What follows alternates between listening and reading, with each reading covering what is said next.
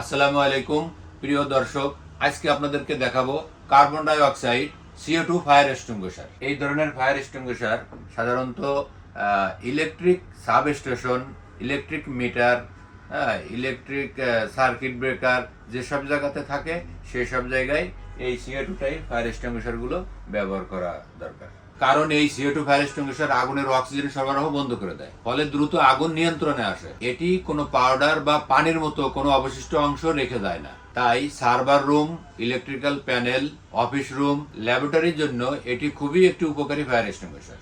ব্যবহারের নিয়ম খুবই সহজ। সেফটি পিনটি খুলে আগুনের দিকে তাক করে হ্যান্ডেলটি প্রেস করলে দ্রুত আগুন নিয়ন্ত্রণে সাহায্য করবে। তাই আপনার প্রতিষ্ঠানের জন্য সঠিক ফায়ার এক্সটিংগুইশারটি নিশ্চিত করুন।